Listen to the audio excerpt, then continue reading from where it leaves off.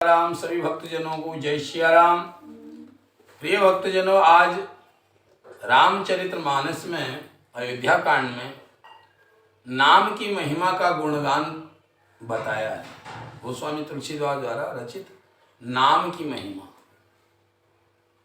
तो इस कलयुग में नाम की महिमा इसलिए बताया है, एक तो सतयुग में 1,00,000 वर्ष मनुष्य की आयु होती थी। फिर सतयुग जाने के बाद त्रेता युग आया। त्रेता युग में 1,000 वर्ष होती थी, नहीं 10,000 वर्ष होती थी। फिर त्रेता युग गया, द्वापर युग आया। द्वापर में 1,000 वर्ष मनुष्य की आयु होती थी। उसके बाद समय बीतता गया, एक कलिकाल आया, कलयुग आया, जहाँ पे 100 वर्ष मनुष्य की आयु है। अब बताइए 100 वर्ष मनुष्य की आयु में क्या करेगा इंसान? 100 वर्ष में 50 साल तो सोने में गवा देता है, एक रात। अब 50 वर्ष बचे। 50 वर्षों में क्या होगा? 50 वर्ष तो कोई जा ही नहीं पा रहा है। 70 का आंकड़ा लगा लो तो 35 वर्ष उसके पास कुल बचते हैं।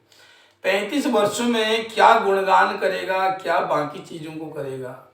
इसलिए जब ये कलयुग आया तो कलयुग में भगवान ने ऐसा बताया कि ये मनुष्य न जप करेगा, न तप करेगा, न योग करेगा, न ध्यान करेगा, न व्रत कर पाएगा, कुछ नहीं कर पाएगा। तो क्या करेगा?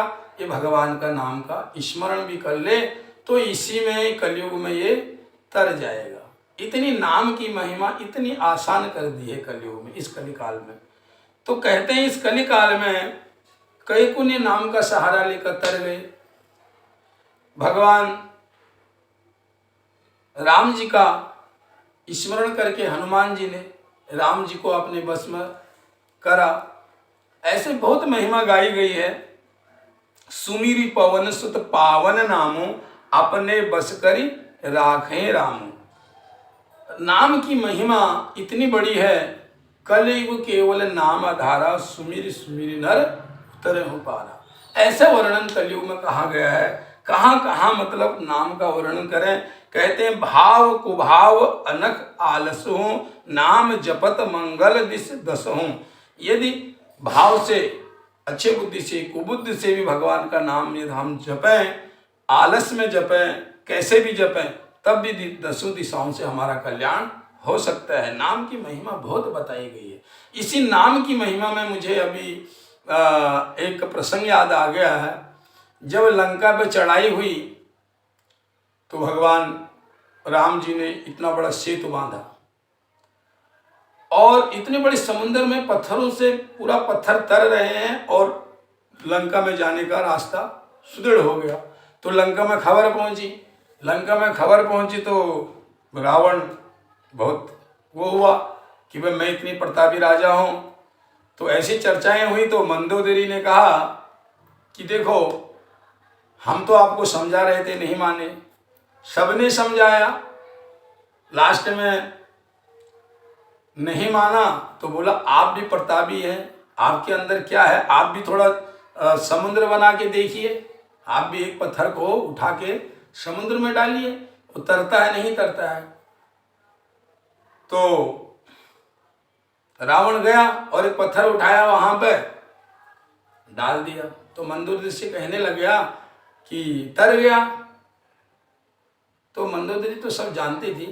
अब अपने पति के बारे में तो सभी को पता होता है, कितना ज्ञानी है, कितना ध्यानी है, कितना तपस्वी है, कितना क्या है।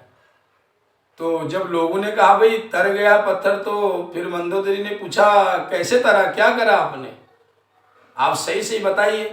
तो उसने बताया, रावण ने, कि मैंने भगवान श्री रामचंद्र जी का नाम लिया और तो पत्थर डाला, तभी उतरने लग गया।